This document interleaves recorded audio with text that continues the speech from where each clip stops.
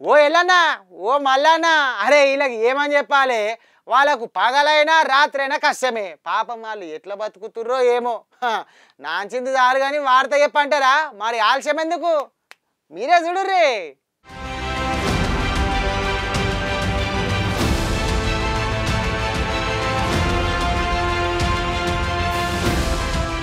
పని ఉన్నా లేకపోయినా సోమవారమైనా శనివారమైనా సర్కారు సెలవు ఇచ్చినా ఇయ్యకపోయినా ఏదో ఒక పూట మటుకు మందుబాబులు తప్పక హాజరేస్తారు మందు దుకుణంలా పుల్లు మందు దాగి రాత్రిలో దొరికితే అన్నోళ్ళయి చిన్న కష్టాలు కావు.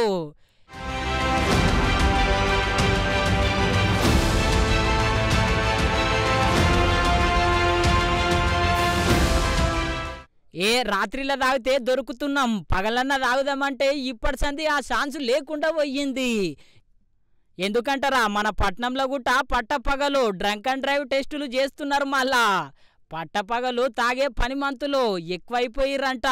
గాల కోసమే గీ టెస్టులు చేస్తున్నామని చెప్పిండు ట్రాఫిక్ పెద్ద సారు. ఏ టైంలోనే చేస్తాం. ఇంత ముందుకు అది ఏంటంటే అలవాటు అయిపోయింది. పోలీసు వారు morning drunk and drive checking ఉండదు, నైటే ఉంటారు. అది కూడా కన్సర్న్ ప్లేసెస్ అంటే గుర్తించిన ప్లేసెస్ ఉన్నాయి, ఆ ప్లేసెస్లోనే ఉంటారు. అది మెసేజ్ వెళ్ళిపోయింది అని మాకు కూడా అనిపించింది. బికాజ్ ఈ డే టైంలో చెక్ చేస్తుంటే చాలా వరకు స్కూల్ బస్సెస్ పట్టుబడుతున్నాయంటే ఇట్ ఈస్ వెరీ బ్యాడ్. అందుకే మేము ఆ స్ట్రాటజీని మార్చుకొని డే టైం కూడా వీలైన ప్లేసెస్లో వీలైన టైమింగ్లో డిఫరెంట్ టీమ్స్ని స్క్వాడ్స్ని ఏర్పాటు చేసుకొని చేయాలని నిర్ణయించుకున్నాం. డ్రైవర్స్ని అయితే జైలుకి పంపడం జరిగింది. బికాజ్ మజిస్ట్రేట్స్ కూడా దాన్ని ఆ సివియారిటీని అర్థం చేసుకొని కొంతమందికి జైలు శిక్ష ఇవ్వడం జరిగింది. అండ్ స్కూల్స్కి అయితే లెటర్ పంపించినాం, ఇట్లా మీ ట్రాన్స్పోర్ట్ మేనేజర్స్కి బ్రీత్ అనలైజర్స్ కూడా కంపల్సరీ చేయమని, daily morning and evening breath అనలైజర్తో చెక్ చేసుకోవాలని వాళ్ళకి నోటీస్ పంపడం జరిగింది.